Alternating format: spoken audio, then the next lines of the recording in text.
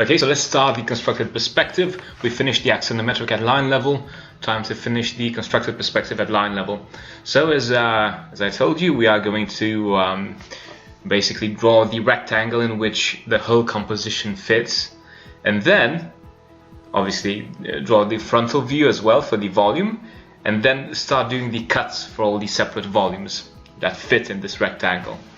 Okay, so we got our ground line, and then we are chucking in the rectangle. It's rotated at 30 degrees because that is a decent angle to get a decently sized, decently rotated, perspective. You want your perspectives to not be symmetrical and not to look like the short face for the rectangle, shows more than the longer one and whatnot. So that's why a 30-degree angle is ideal for rotation. So the steps are exactly the same: diagonals, perpendicular line, and then constructing the projection, the planar projection. Right, the height of our perspective is going to be, our frontal view, is going to be one of the volumes we got there. Just choose one of them, and obviously all the distances are going to be a quarter of their original dimension. So half it and then you half it again. Okay, right, so now we are constructing the projection. This is going to be interesting because it's going to be in a way of adapting constructed perspective to the specific context, because again, this is a lesson on constructed perspective. What we learned all day, all this lesson is has the goal of just achieving this. Okay, just getting here to this point where we are constructing the composition in correct perspective.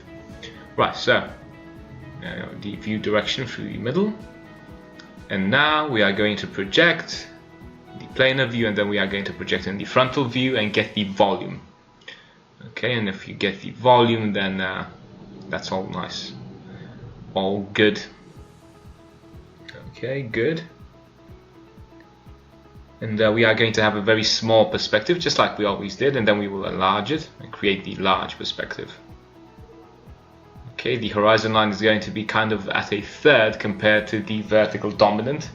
So you get the height of a vertical dominant divided by 4, it's a quarter of the original distance, original dimension, and then you divide it by 3, and then you get the horizon line.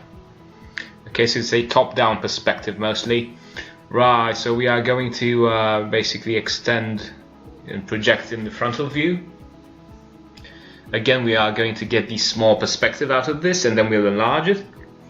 And funny enough, looking, you need to kind of have a large volume. Don't worry if it overlaps. You'll sculpt from the original volume, and it's going to have enough space for everything.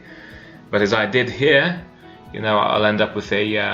I ended up with a smaller perspective, which looks good as well, but needs kind of some graphics tricks, so it doesn't look too too small. Okay, good. Let's see.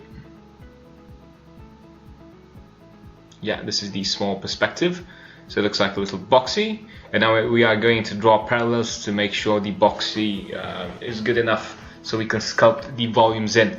If you remember the 3 volumes pavilion, we did that there as well, and the trick was to draw the parallels, and then after that to increase the volume, and then after that to start sculpting the volumes first in the small planar view, and then taking each point, drawing the lines, taking them in the small perspective, then in the large perspective. And that's how it works. Okay, that's how the general constructed perspective is going to work here as well. The only difference is that we've got more volumes and it's a bit more complex. Okay, good. Let's see. Parallel lines there and there. Right, increasing our volume. So the general volume is going to be good enough so you can cut from it. You've got enough, stuff that you can really sculpt in those other volumes. Okay, architectural drawing is very logical. It does have some parts which are kind of artistic, but you know, they all make sense. They are all easy to understand and to apply and to get consistent results with, although the assignment changes. That's the trick. Okay, I'm 100% confident you can construct a Cuban perspective, but in this case it's going to be a bit more complex because we got a bit more of a complex volume. So that's the ground line, horizon line is up there. Now we need to start, obviously we're thickening the plane. Now we need to start sculpting in the small volumes. Okay, so you just measure them in the planar view, and then after that just go and divide them by 4 and measure that in your small rectangle. Okay, good. We got that, and we are adding in all the volumes at a time. Okay, you can feel free to after you measure them to just guesstimate them. You just guesstimate them with you know, a sketch line drawing, and then go with a triangle on top of them. Okay, good. So that's the rotated volume, the vertical dominant. Okay, as I said, you know, we don't want all the volumes to be parallel, because if they are parallel, then you'll get a composition that has the same perspective points, and you don't want that. You just want a interesting composition that's different. Okay, different is very good here. Right? We need to explore these ideas. Although at this moment our composition is kind of set. You know, we use the technical drawing to make it as clear as possible. You know, it's just a matter of understanding how it looks in real life. How it would look in real life. It would have been an object in front of you. So that's where constructed perspective kicks in. Okay, so we got those rectangles. Okay, and we're adding all the volumes. As you can see, they're all there. And now we need to start constructing them.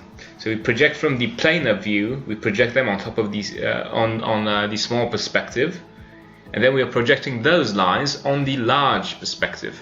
That's how we are going to get each of the volumes. Okay, so again, we sculpted them in the planar view, then we are going to project each individual line. You see, for that rectangle, you can't just project it from the first go. You need to project the lines that you know, stop on the edges of our rectangle. Okay, you project those on the small perspective and then on the large perspective, and that's how you get a volume. Oh, it's a perspective mistake there. Don't forget, you need to use one of the perspective points that you have on your page. Okay, you use the point which is on your page. Okay, good. And yeah, slow but steady. We'll add all the volumes in. Okay, and after all of that is done, we can jump to sketching the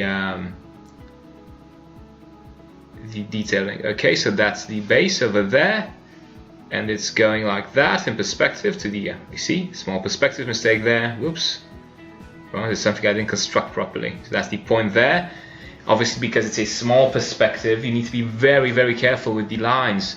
You know, they tend to get deformed. You see, a small mistake will bring about a massive error in the large perspective. Okay, so that's why you need to be very careful. Okay, we got that, and now we are going to draw the other volumes as well. Okay, projecting there. Well, just incremental differences. We are talking about incremental differences at the moment to get the volumes looking good. Okay, right, there's an incremental difference from one side to the other. Okay, correcting that as well, and that's the base for our triangular pyramid on the left hand side, one of the 5 volumes. Okay, that's the base. We're done with that. Let's move on to the next one. Okay, it's really simple. Right, we got that, and we are going to project now. Lucky for us, that line is just on the edge, and that's really easy to project it in the planar view and in the small perspective. And then you get a little triangle there So that's the cylindrical weird volume. And now we need to add the height. I think this is the volume I chose to have the height of the whole prism. So if this is the height of the whole prism, then yeah, it just fits perfectly. Okay, don't forget you need to draw some ellipses on top of this, okay? So it looks accurate. Right, because it's in arc symmetric and in triple projection it's got 2 ellipses, okay, and which are both constructed in triple projection. Okay, good. So 2 more points, and we are constructing the vertical dominant right now. You'll be surprised that these volumes look, this constructed perspective, although it's very small, it's going to look very good. It's going to be very, you'll see it's going to be very delicate, you know, because it's got the right proportions.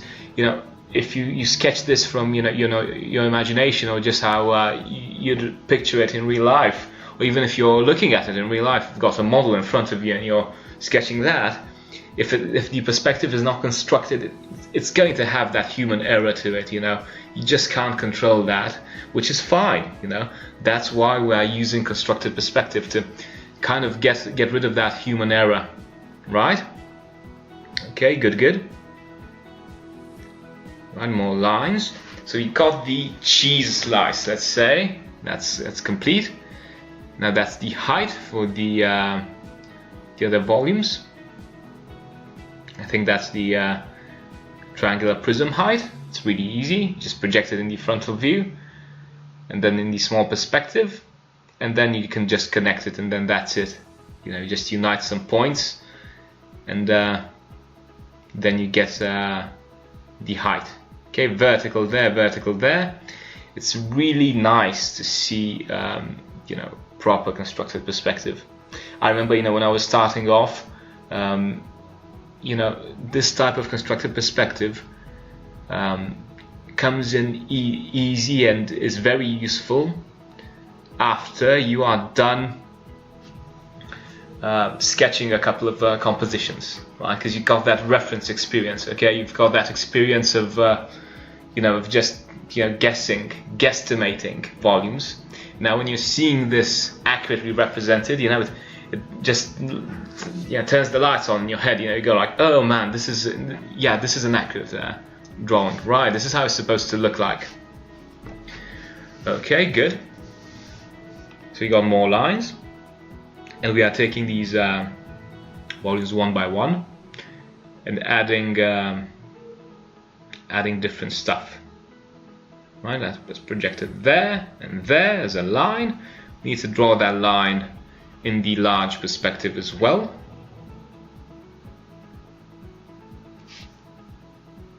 Okay, good.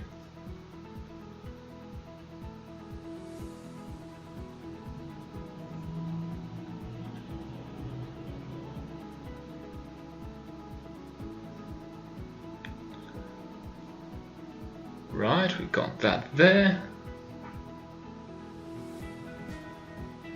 The perspective point on the left hand side is always very useful.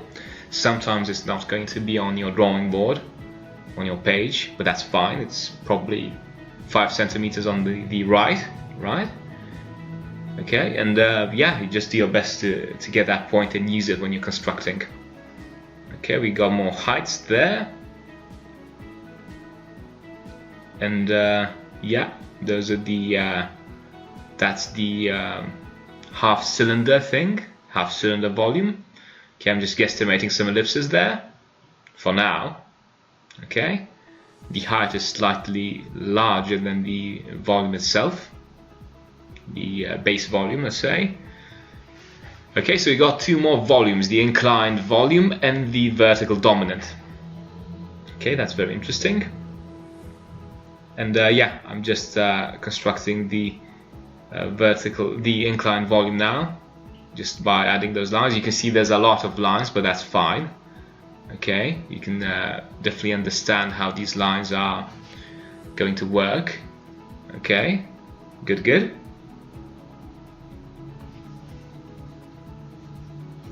And now it's time to draw the vertical dominant, which we did do a good job on guessing the points. Now it's time just to draw the height, and then that's it. Project through it. right? And then that's it. We've got the vertical dominant. Okay, so that's the prism. That's the height of our vertical dominant. You can see it's kind of tall, goes above the horizon line. So when you are projecting there, it needs to go like that, above the horizon line. This is going to look really nice, this type of dynamic drawing. Okay, we are going to draw a line like that and use the perspective point on the left hand side. And that's going to help us get the accurate vertical dominant. So you can see that this drawing has got a lot of lines. Although it's small, it probably just fits in on A4. On an A4, I don't recommend you draw it on an A4, by the way. You need that room so you can experiment, you know, with lines. You've got a lot of information in it. It's really precise. Okay, it's the type of drawing that you need to basically have. Okay, good.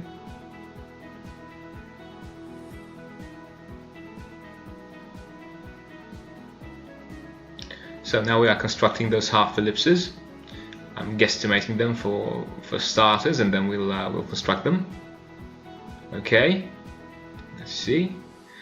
Sooner rather than later, we will start thickening the lines, so you get some line weights and some cast shadows.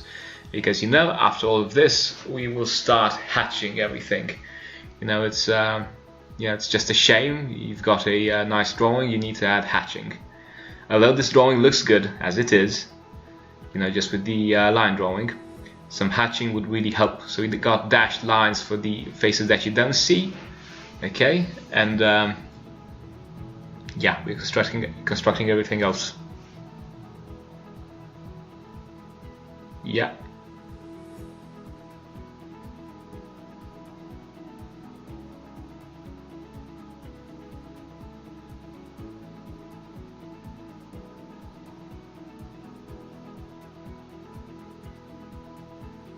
Yeah, there should be some extra lines there. Yeah, that's the inclined volume. Okay, thickening the line drawing for it.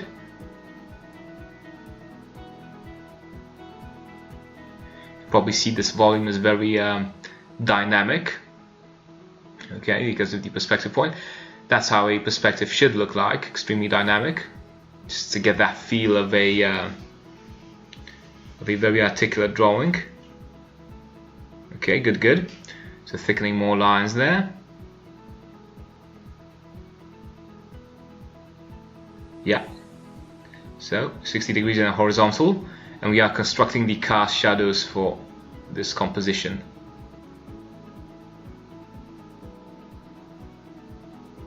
Yeah.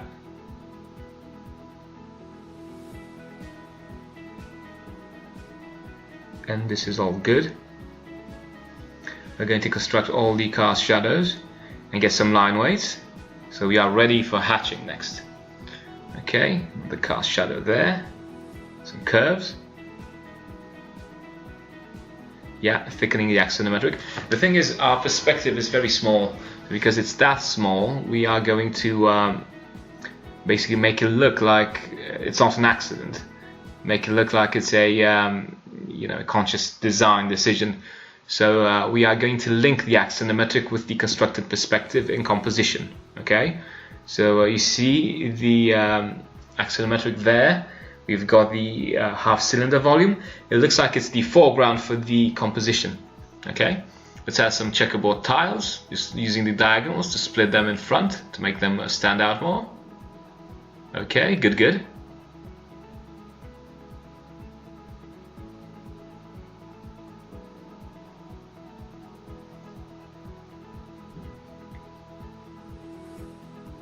Yeah, we need to yeah, split them again, so you get something that's like squares. Okay, good. Thicken all those lines.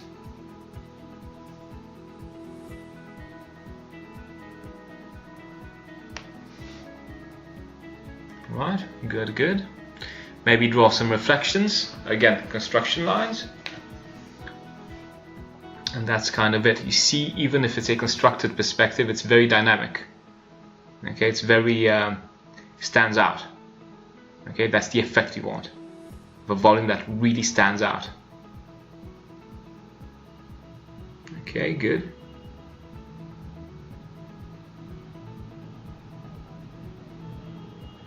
So let's see.